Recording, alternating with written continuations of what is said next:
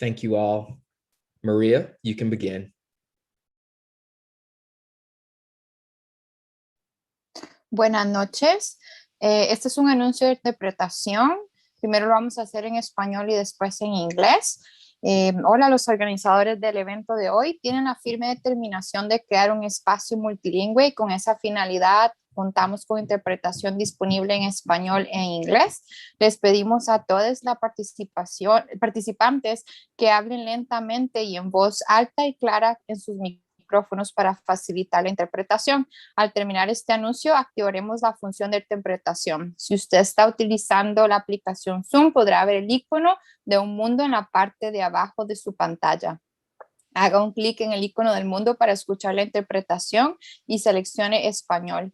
Si usted está utilizando la aplicación Zoom desde su teléfono, haga clic en los 3 puntitos donde dice More, seleccione Language Interpretation y después español. Si tiene algún problema al hacer esto, por favor escriba un comentario en el cuadro de comentarios. Muchas gracias.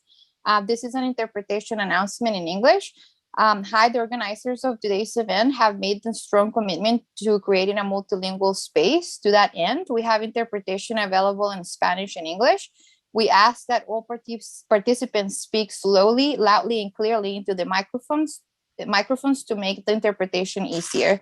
Right after this announcement, we will activate the interpretation feature. And if you're using the Zoom application, you will see a globe icon at the bottom of your screen.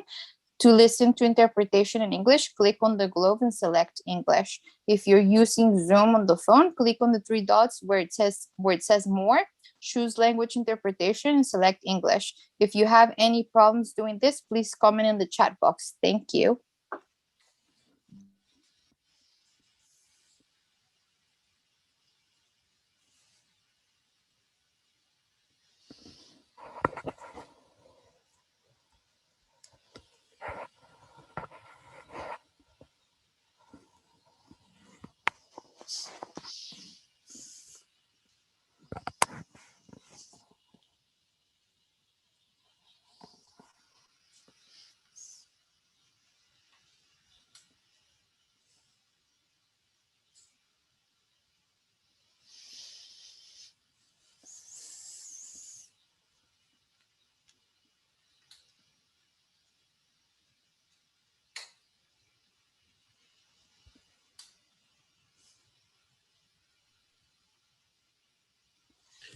Good evening, everyone. I am Erin L. McKinney, Interim Executive Director of High Arts, and I just wanted to welcome everyone to this evening's conversation. High Arts is a 20-year-old organization started as the Hip Hop Theater Festival, and we are so excited to continue after 20 years to help artists develop their work. So I introduce you to Benjamin, and he will take us further in the conversation.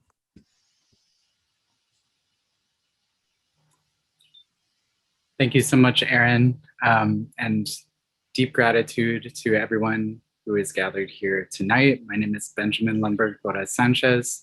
I use they, them pronouns and ella in Spanish. I'm joining you tonight from the occupied lands of the Mansi Lenape, the Canarsie, the Rockaway, the Honkachon, the Matinakok, Shinnecock, and Haudenosaunee Confederacy. I'm going to pause for interpretation.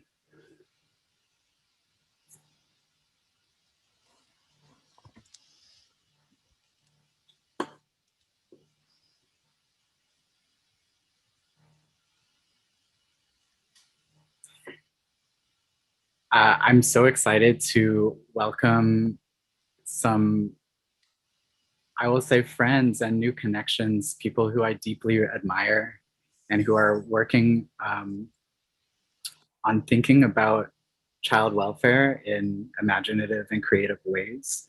I feel blessed by High Arts to be able to be working as a practicing artist with support from an organization to not only create artworks, but to build and foster deeper connections with people who are doing work parallel to my own, inspiring to my own. And so I'm going to invite Erin Miles Cloud from Movement for Family Power to introduce herself, and then we'll just go down the line with a chain. But thank you so much, y'all, for being here tonight. Thank you so much for inviting me. My name is Erin Miles Cloud. I use she and her pronouns. For people who may not be able to see me, for anyone, I am a light-skinned Black woman with a gray afro. It's kind of gray in the front, black in the back. I'm going to hold on to some color. I am wearing a red dress, much like my comrade Benjamin here. We have very similar visual IDs today. I do not have teardrop earrings on, and Benjamin does. I'm calling today from Baltimore, Piscataway land. I'm the co-director of an organization called Movement for Family Power. We work to end the policing and punishment of families through the family regulation system, a system that many people grew up calling the child welfare system or grew up calling the foster care system, but is more a system of control, destruction, and policing than it is a system of love. And I will pass it to my sister friend, Joyce. Good evening, everyone. My name is Joyce McMillan, and I'm grateful to be here today. And I go by she, her pronouns. And I am wearing a yellow t-shirt with a power to the people on the front, which you cannot see on this Zoom. I am in Harlem, and I too am here to expose what the family regulation system really is versus how they call themselves and how they disguise themselves, but understanding and educating about the harms that they cause basically everyone they come into contact with. And with that, I will pass it to, I'll keep the trend with someone I know, Khadijah. Thank you. Thank you, Joyce. Thank you, Benjamin. So my name is Khadijah Abdurahman. I typically talk too fast, but I am maybe looking great because I'm immune to COVID and COVID only, and I'm feeling a little sick. But I just want to, and I use she, her, any pronouns. I'm a little ambivalent about the pronoun situation right now. But I just really want to thank Benjamin for making this space. And you know, one is that if you know me, I really hate Zoom. And so I say no to 90% of all Zoom invitations. And we get so used into this COVID-19 era where we say thank you to the host for starting the meeting, an invitation. But I feel like I just really want to emphasize that their invitation, Benjamin's invitation, is so sincere to kind of connect these different kinds of conversations and struggles together. And I feel like this represents like a real opportunity or moment in the movement where things that have felt very fractured for a long time are given some space to breathe and to connect. And I just, I really appreciate that. Thank you so much, Khadijah. I'm gonna round off my intro with doing my visual description, which Erin, thank you so much for holding that down. I am a light-skinned person with dark hair and dark eyes, wearing a red A-frame dress and a necklace with a black circle at the end of it, which is designed by Monica Torres. I'll put her Instagram in the chat. And light blue iridescent teardrop earrings. I'm sitting in my studio surrounded by plants, food, and art. And Khadijah, what you just said is deeply moving to me as well. And maybe where I want to start the conversation tonight. This afternoon, I was able to gather with adopted, fostered, and trafficked folks from all over the world, from the West Coast of the US to the Netherlands, in the configuration today. And something that that group of people who all identify as abolitionists, both of child welfare industrial complex, but also prisons, police, borders, something that we've been remarking upon often in our general meetings is that we were never supposed to know each other. And so I was thinking about, yeah, Khadijah, you talking about this word fractured. And I'm curious about where y'all are seeing, since we're trying to imagine something different, these moments of coming together in unusual or powerful ways.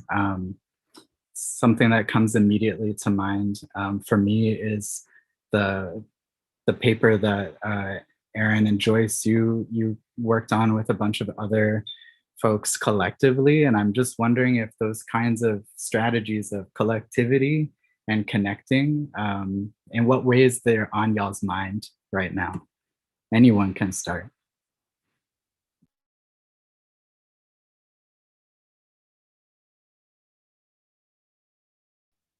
I feel like Joyce is talking, but I was on mute. Yeah, sorry. They're on my mind in a way of understanding that we're not different, right? We present different. We hail from different locations, but we're human and we feel the pain of family separation, and we feel the pain of the American government who works to disenfranchise people of color.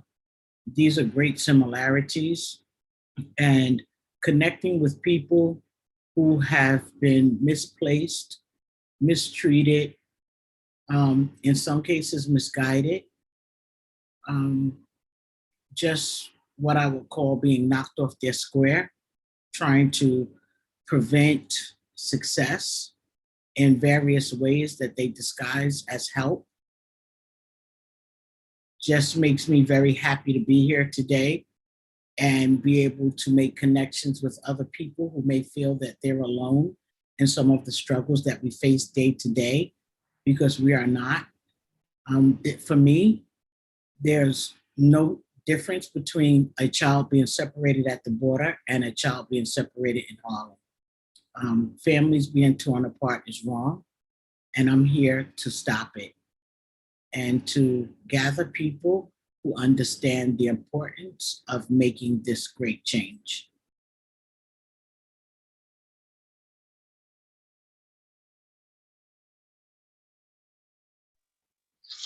I was just gonna add, for myself personally, on one level, on a professional level, somebody asked me, what do I research?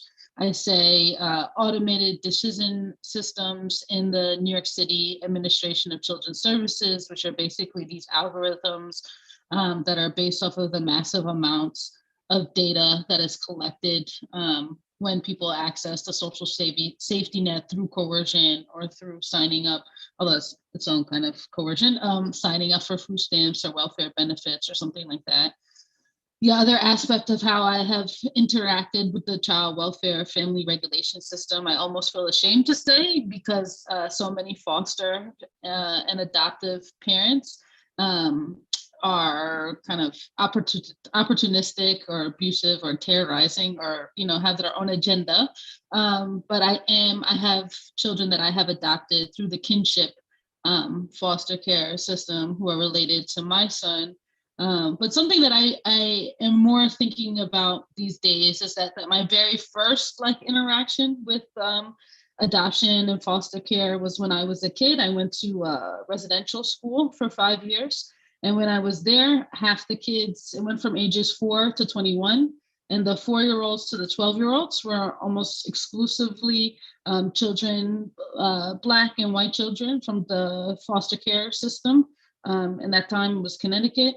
And all the children who are from 13 to 21 were largely international adoptees whose parents had gone into adoption because they felt like they couldn't have a child from upper middle class families, and then went on and were able to conceive, and then decided that their child had some kind of issue that needed to be taken care of, and they were sent to this residential school.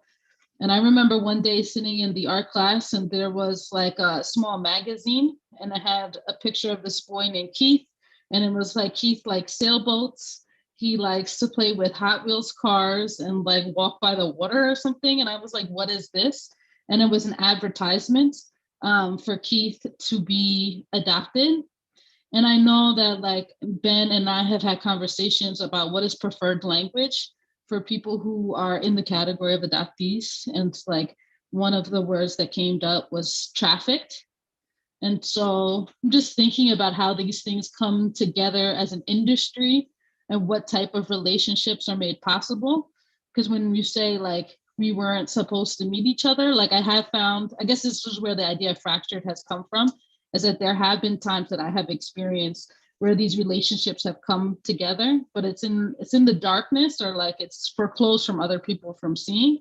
And I think, you know, we need to rejoin those conversations, but in a way that is on the terms of centering the people who are harmed and not those who are entering into the relationship with their own agenda, desire for a child, desire for whatever it is that is not about kind of, not even just children, because there's a way that you can like forever make someone into a child or infantilize someone, but for the families and like healing of communities.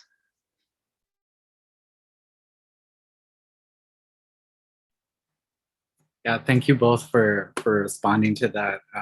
Just hearing you evoke language that an adopted person might use for themselves, the other terms that come to mind for me, like I was really inspired by two comrades, Skylar Swenson and Susie Martinez Carter, who were both separated from their families through adoption and foster care, when they introduced me to the idea of referring to my experience in terms of family separation. And Joyce said it earlier already, that family separation is something that happens because of borders, because of detention in prisons and detention centers, because of police violence, because of adoption and foster care. So that's something that's been on my mind, to refer not only to the system itself by saying, for instance, I'm an adopted person, so referring to the adoption, but also the action surrounding the adoption, what transpired in that moment or series of moments or in that exchange. And so that's why I think family separation for me describes an action or activity, and it also places me in political solidarity with people who are experiencing family separation in different ways, which is something that I deeply desire for like my work and creative and like political and organizing exploration in the future, but also here for this moment in the way that we can share pieces of our stories and connect over this. And so I'm curious also, because folks have talked about family regulation and family policing already tonight, different terms have been dropped in. So Erin, I wonder if I could kick it to you to talk about like some of the terms that people use and why, or things that are on your mind about like maybe the way that language can be transformative or build connection just through speaking those connections into the air. Thank you. I think you had talked about like, and highlighted the importance of coming together and being in space together. And I think Khadijah always talks about like not being on Zoom, like we actually like need to physically be together, right? But part of the reasons why is because coming together, we share language, we share space, we share ideas, and we build alignment and generate consciousness that really starts to grab the narrative that white supremacy has created. You know, when we are using words together, exchanging words and ideas, we are exchanging consciousness and political identities and political understandings. And I think that this is a system that has grabbed political consciousness for so many people for so long and done it in a way that is very passive. You know, you just ingest the language of the child welfare system. You ingest and absorb what they are telling you as safety. But when you come together, right, you resist the passivity to have language be just like a passive a passive way to kind of talk about a system, but you create power in it, right? You say, this is not actually safe. This doesn't keep me safe. This isn't actually protecting my family. And I'm now finding political solidarity with everyone who's experienced family separation. And that brings you to the next space. You know, the reason why what Joyce says is so profound, that family separation, you know, between two countries has a same physical experience as family separation in Harlem, is because a border is a figment of white supremacist imagination, right? A political border. And you can create that political border in Harlem. You can create that political border between two nations. You can create that political border between two counties. You can create that political border between different genders, right? It's really just an abstracted but powerful way of talking about white supremacy, about all these different ways of thinking around ideologies that oppress us. And so, you know, there isn't a perfect set of language, and the language will shift over time, and people feel differently about what language to use. But like, that's the beauty of it, right? Because we are exploring the way this oppression feels towards us. And what we're doing is we are relating to our own experience and saying, no longer will you use those words and I will define them. So for me, it might be policing. For you, it might be separation. For some other people, it might be annihilation. For some people, it might be destruction. But for almost nobody, it's what they call safety. Yeah, thanks, Erin. And it's making me think of, like, you know, I had this really profound experience in January going to connect with Joyce's work for the first time in my life in person at the rally that was held up on 125th Street in Harlem. There was this fantastic expression in the form of a billboard up there. And I'm just thinking of that as a way, my thoughts are swirling around what language do we use and put out there, you know? How do we get it into public space? And Joyce, I thought that was such a, and I know it was a collab with Khadijah too, like these messages that were placed, you know, in very public space on billboards, but like maybe in an official capacity. But I know y'all have also done street art and wheat pasting to get those messages out there. So I'm curious, like, about, yeah, just like, y'all, every time I hear a story of y'all going to place messages in public space, it's inspiring to me. And I just wonder if there's anything you want to share about what that experience was like from the rally to the wheat paste. You muted, Joyce. Yeah, I have to say, I was completely inspired by Khadijah, who encourages me to come off of Zoom and tap into my inner self to bring messages forward to the community. And Khadijah said something to me that was really important. She said, the people who are impacted by the work that we fight against are not on Zoom. And that really encouraged me to want to be out with her. And I guess it was kind of like a vampire sucking blood, because I wanted more, you know? Once I went out with her, I wanted more. It wasn't enough. And so we went out several nights in different communities. And Khadijah really supported and helped and thought about the messaging that we would deliver. I came up with the idea, because I always have this big vision thing going on, to take those messages and utilize them to lead up to a bigger rally where we could incorporate more people. I think the messages are about clarifying what their real message is, because their message is disguised. And so when we say some caseworkers are cops or some cops are caseworkers, we are saying to you, don't be fooled by the khaki pants and the penny loafers or whatever we may think of them as, button-down shirt, being someone who's friendly towards us regardless of what they say. The work they do aligns with policing. They strip search, they separate.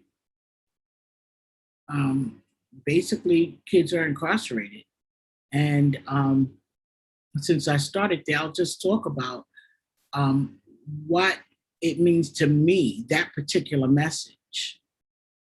There's no difference between mass incarceration and foster care. Children are strip searched if ACS or CPS, wherever you live, comes to your home, and they search them under the guise of checking for marks and bruises.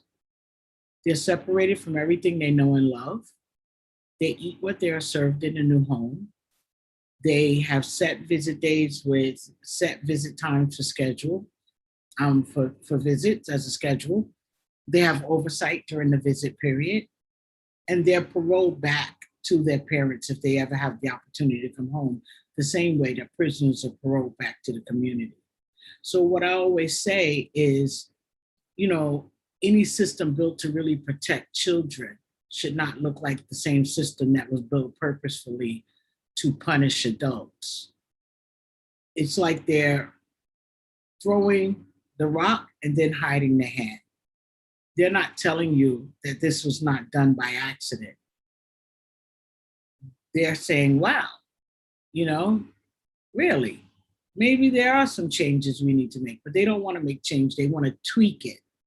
And tweaking is not change. And so I think that's the reason why I align with Erin and her partner, Lisa Sangoy, in Movement for Family Power, and definitely with Khadijah, because we understand that this is not a system that can be fixed. It has to be torn down. And then we have to create not another system, but something for the community, by the community, that works for the community. It's like a chain, and then I'll stop. If I have on a really thin chain and I throw it in my drawer and I leave it there for 6 months, chances are when I take that really thin chain out the drawer, it's in knots. I've seen people throw those knotted chains out or take them and get a penny weight scale on them because you can't untangle it, right? If you have a big chain, like a bicycle chain, and you throw it in your drawer, you can come back 3 years later and that chain is not going to be tangled. And so the system represents that little thin chain. There's so many tangles that you cannot take it loose and you have to throw it out.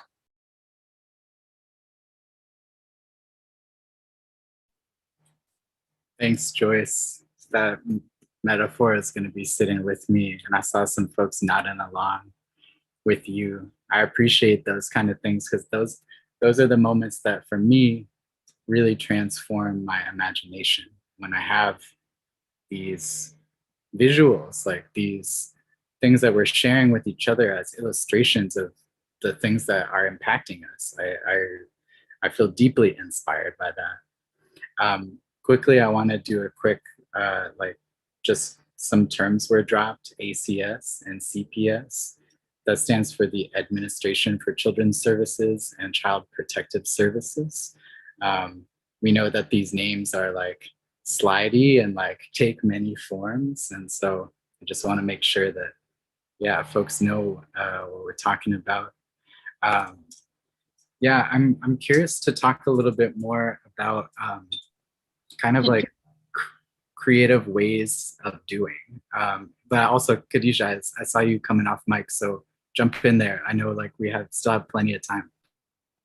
So I just wanted to add something to that question. And I just wanted to say that where the idea for the posters came from is that I've been to a lot of therapy with my kids. And when I say that, I don't mean, a lot of times people talk about therapy as like, you send the kid, there's something uniquely pathological about the child that you go send to therapy to get fixed. I don't mean like that. There was actually one of my kids, they used to scream all the time. And there was this Black woman therapist who did dyadic therapy with us. And the idea was for us to become more attuned to one another and to like address this relationship. And I learned so much through that, but like one of the lessons I learned was about providing my son with the language for his feelings when he didn't have those words. And I feel like we're in a moment when I think, Erin, you said like people just swallow and take the languages of the family regulation system.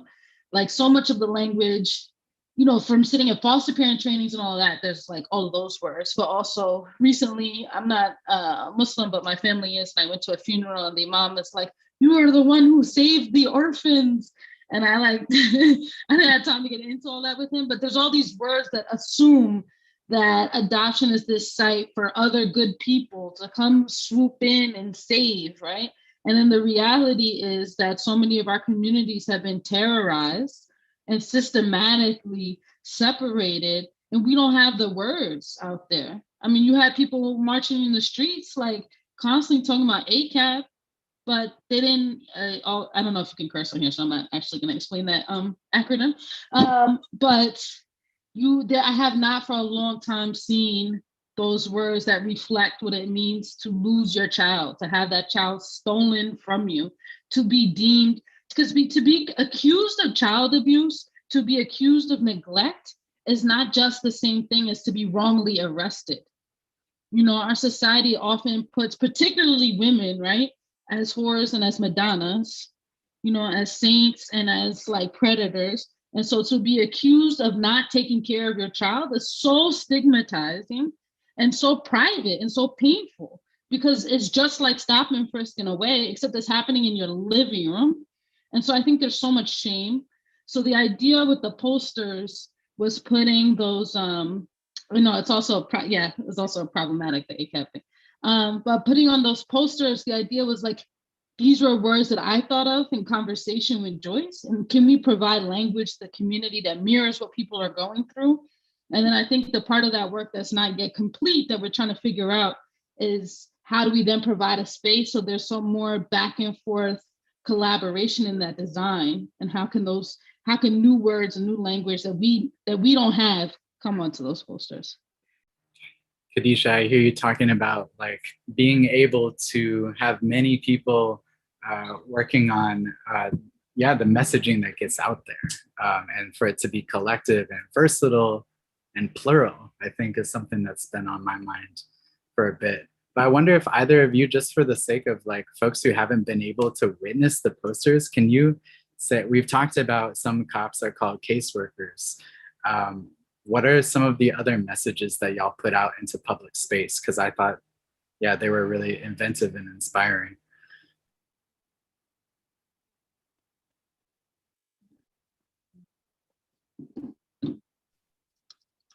They remove children at the border of New York City or other boroughs too.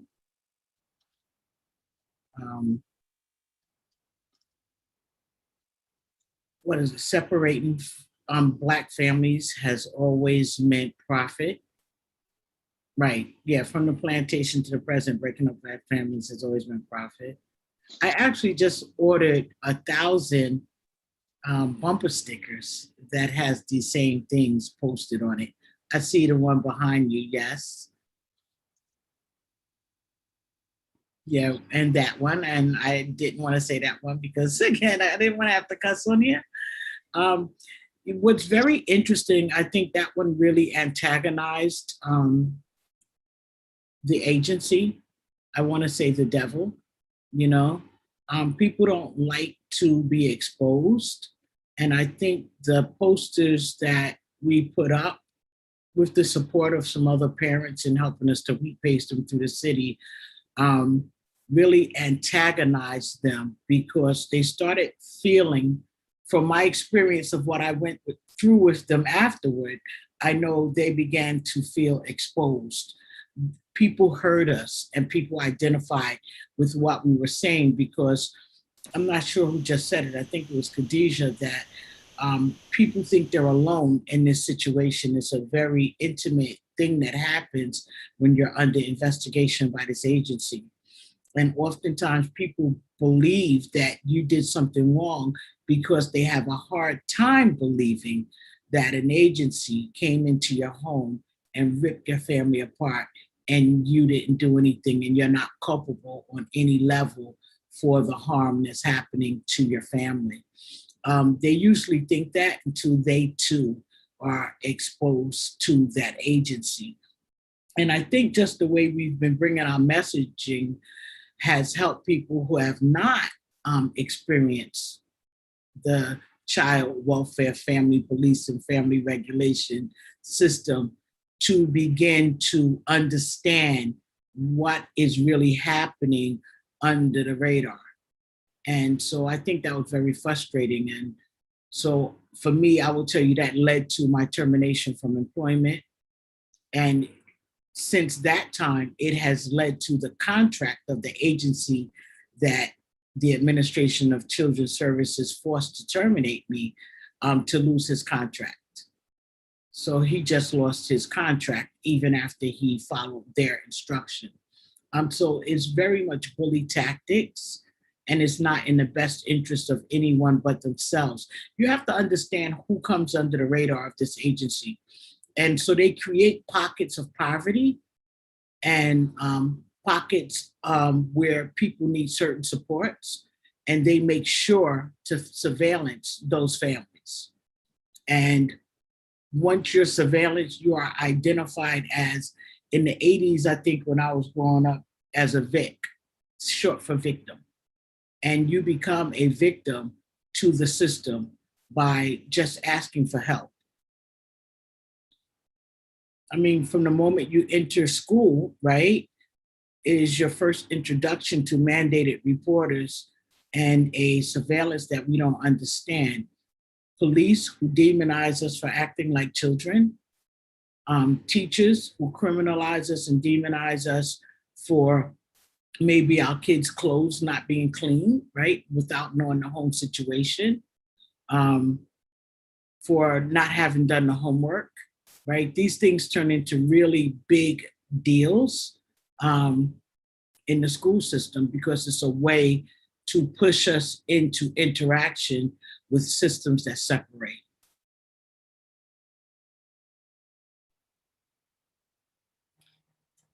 Yeah, Joyce, listening to you now, I'm thinking about the fact that I think in a lot of movement spaces around,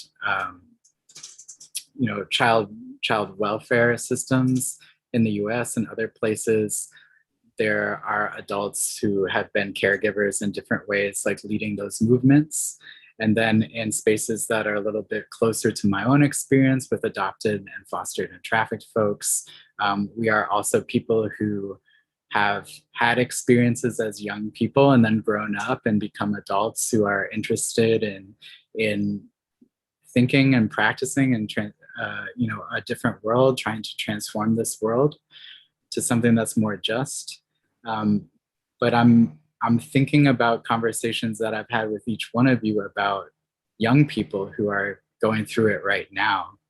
And part of what we decided to title this talk together was like across borders and also across generations. And I know we've talked a little bit about like the relevancy of evoking children being separated from their families as at borders and the US American child welfare system. But I'm curious about either what you've experienced, what you desire, or what you're dreaming about with regard to an intergenerational kind of movement on this, like to how are young people involved? What are you seeing? There's a young man that about a year ago, I connected with. His name is Larry. He goes by I Am Queen on Instagram for anyone who may want to look up some of his speeches. He's amazing. He's a 22-year-old former foster youth. He aged out into homelessness, a plethora of issues. And Larry gets it. And so he asks all the time, how did you protect me when I now have mental health issues? How did you protect me when I don't have a relationship with my family? He tells me, I know you better, Joyce, than I know my own mother, although I've recently met her. You know, how did you protect me when I was unable to finish school? What did you do to protect me? And so I always say that CPS only protects children from success. It's a way to ensure that we will have an adult population of people who are not successful so they too can get caught up in one of the systems that separate. If you have children and you're unable to provide for your children, either you're going to try to play a game on your taxes, right, and get a little extra change, or you're going to try to play a game in how you collect some public assistance, trying to get a little extra for ends meet, or you're going to do something that's illegal in another term of stealing something out of a store or whatever that may be. So they set people up for this failure. They understand when they get a hold to these children that their outcomes will be incarceration. And that's why they have the two systems look so similar, because I call it a prerequisite to what they are forcing you into. They want you to be used to having police around. There's never been a mass shooting or a shooting in our school that I can remember. Someone correct me if I'm wrong. But yet we have police in our school, and there's mass shootings in their schools, and there's no metal detectors, and there's no police. I just came off a vacation, and I was out of state for 7 days, and I was in a very white area, Vermont. And the entire 7 days that I was there, I did not see one police officer. And I went to the outlets, right, to just get around and look at some stuff. They didn't have any alarms on any of their clothing. But I only saw, in the 7 days that I was in Vermont, 3 other Black people.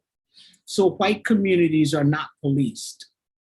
The policing is what creates the havoc, on top of the frustration of people who are in a constant state of lack and struggle and stress.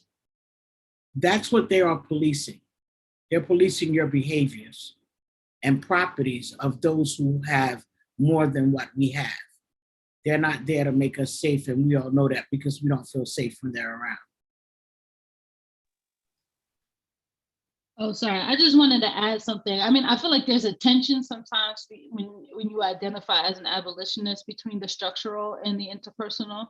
But I think like Andrea Ritchie and Marian Kaba's contributions to the discussion of abolition around how we are all like personally hailed into like being deputies of the policing agencies is like extremely relevant in the family regulation and child welfare system.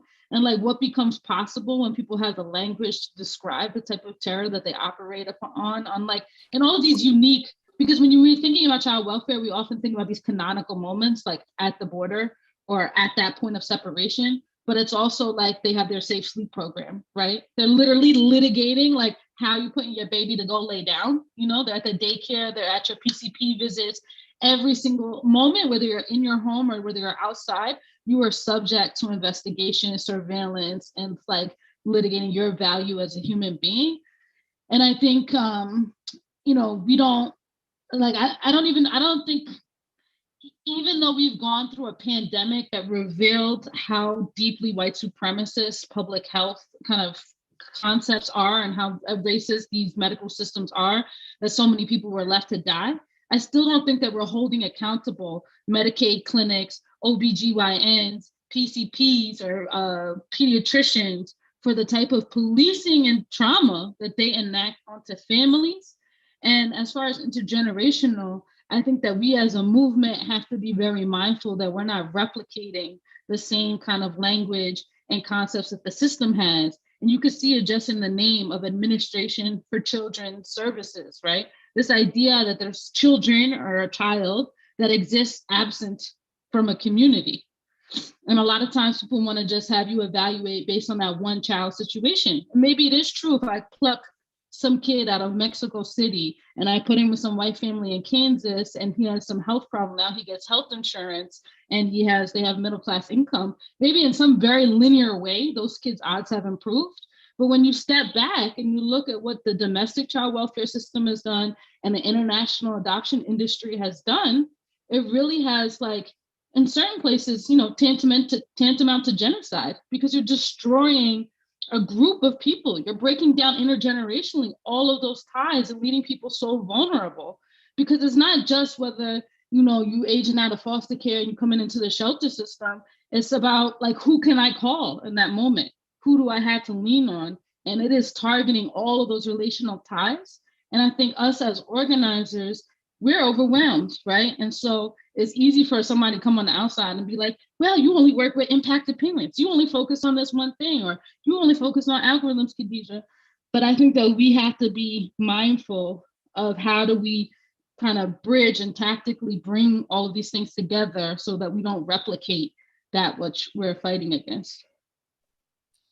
I will say, I listen to that question differently depending on who asked me.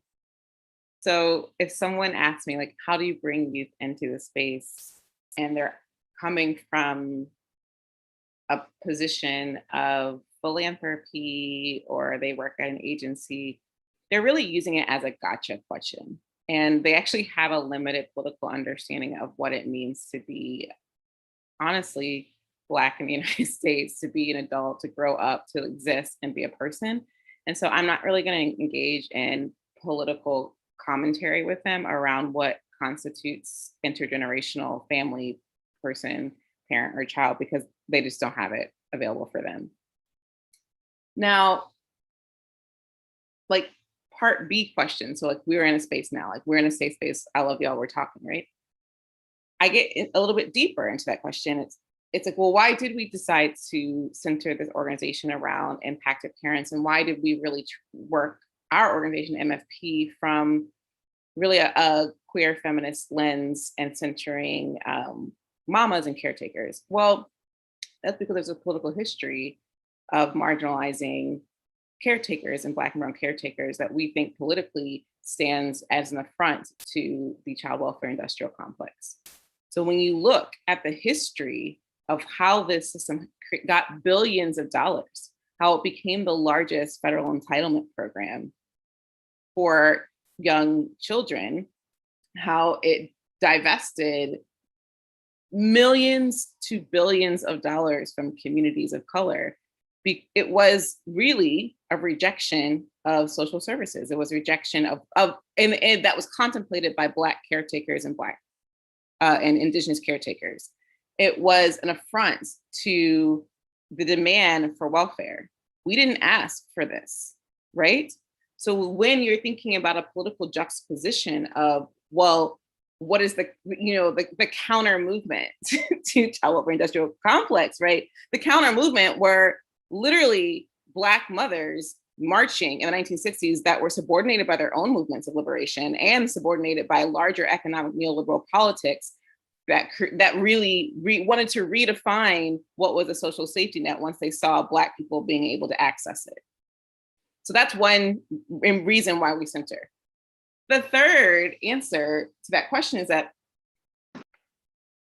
I am constantly baffled by the way the system has grabbed the idea that parents that have been impacted by the family regulation system were never young people.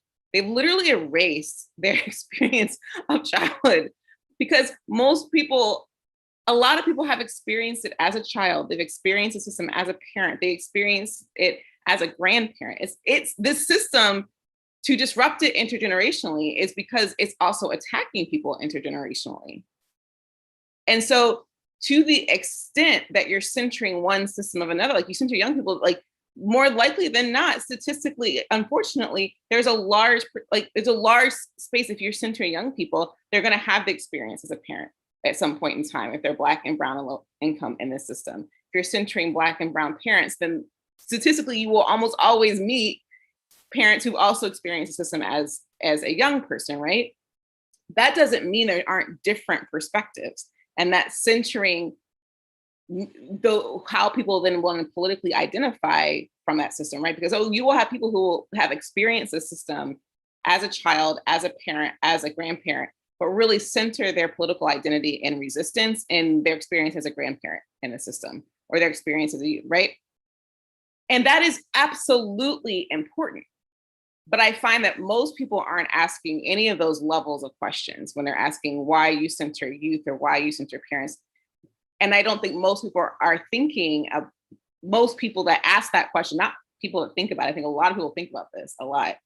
Most people tend to ask that question on like public forums are really situating themselves more in the popular narrative around the system that has really done a good job of dividing parents, making parents versus kids. And they're not actually saying like, okay, well, what are the organizing shifts? What are the political shifts? What are the power building spaces that we really do need to do to build alignment and build with each other? That's just not normally the question they're asking. So it's normally a question I don't tend to answer, but I'm answering it here because I don't think it's coming from that space. Yeah, thank you so much, Erin. Yeah, I'm gonna be thinking about your response a lot because I think I know just from being in relationship with y'all that hearing the way different questions, different definitions of what we're trying to do, language that we put on each other, the way that it strikes each other, I think like being in relationship with y'all is what I think like really churns and activates my imagination further to, and I think like something that's on my mind a lot is just in the microcosm of like, let's say my own family, for instance, the ways that thinking a little bit about what Khadijah was saying a moment ago about how we have been deputized to take on certain kind of roles of, let's say, like the police officer. I think that what I notice is that it's really, really difficult to talk about some of these things across generational lines, from child to parent or child to grandparent, that because of different kinds of customs or culture, there is a huge drive towards silence, because looking at a problem or something that was violent in the face feels painful.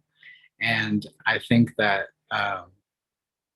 yeah, I'm just thinking a lot about how that pain often is coming from a space of like, what you are trying to raise with me about your own experience is an experience that I also have.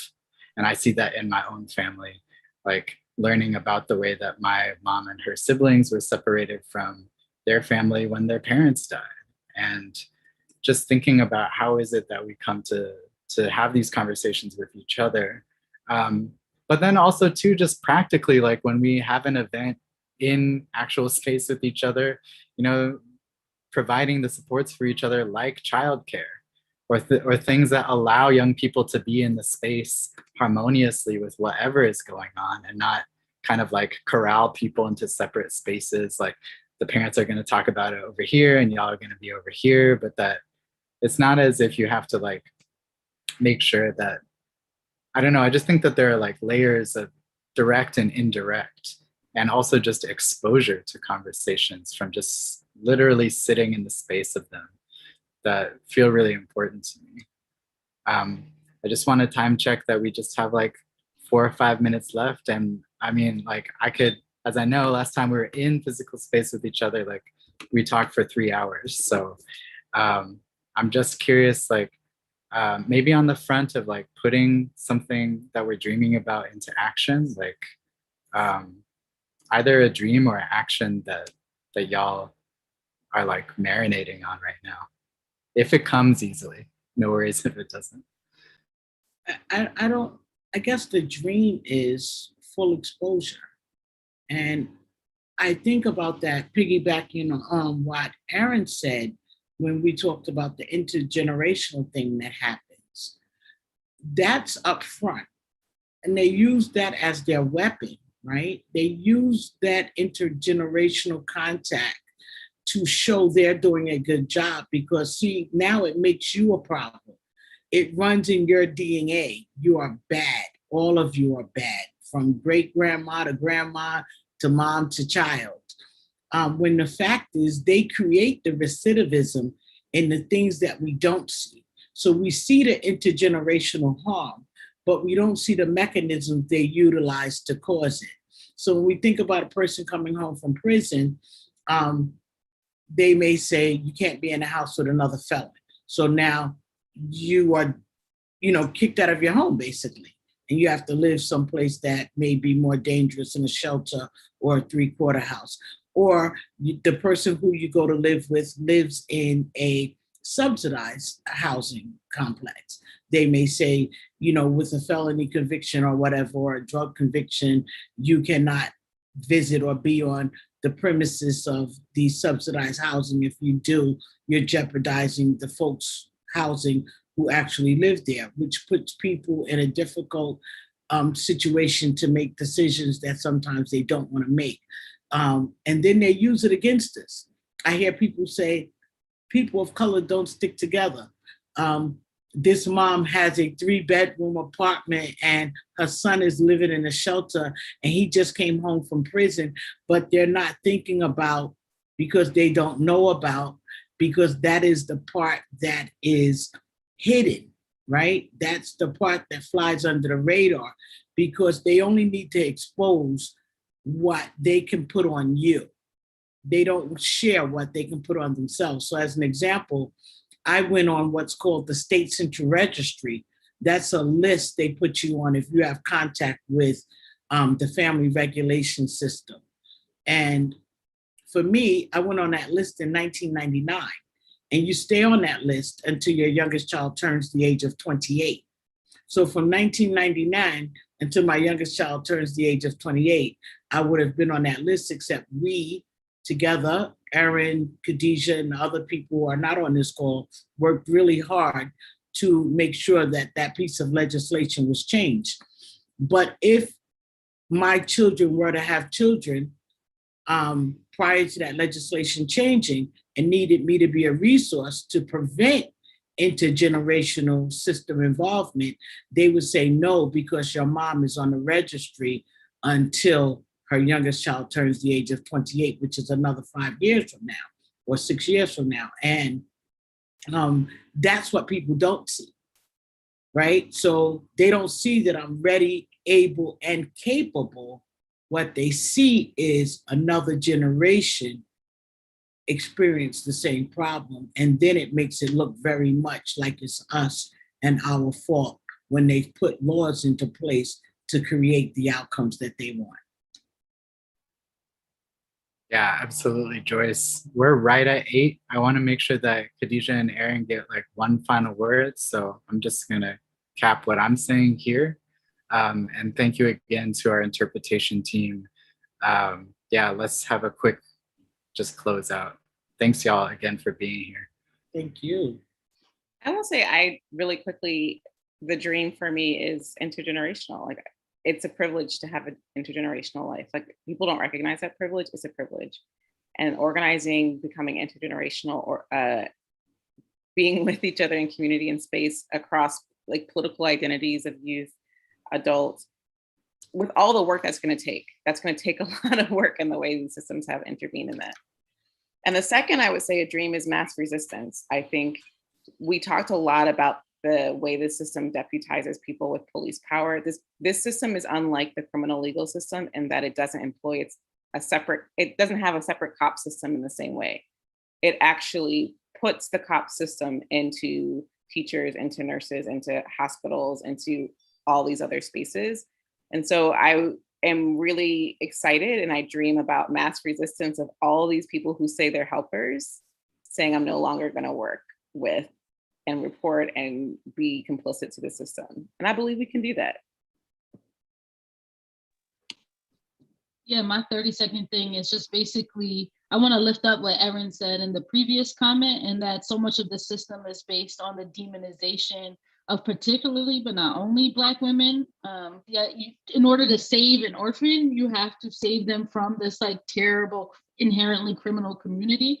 So I think what I would like to bring into this space is kind of a continuation of what you're doing, Ben. Like, how do we make this invitation to people who have been deemed not worthy, right? And how do we, because I live in an intergenerational home, and I'm sure a lot of us came up in one, right? Like, I think more it's like, how do we extend and recognize the value of like all of us in our community at the moment where we have been treated as like refuse and unworthy. And then the very last thing is, I just want to say shout out to the interpreters. And because it's just like a lot to be able to take responsibility for other people's words. And I've been working real hard this whole time. So I just appreciate it. Thank you, Khadijah, Erin, Joyce. Thank you to High Arts, to our interpretation teams, to Erin and Eleanor on the line, to adopted and fostered folks who are here in the space. Just deep appreciation to y'all. And please, don't be strangers, connect with us, and build with us. So y'all, with that, thank you so much. And let's close it out for these interpreters. Thank you guys so much. Bye.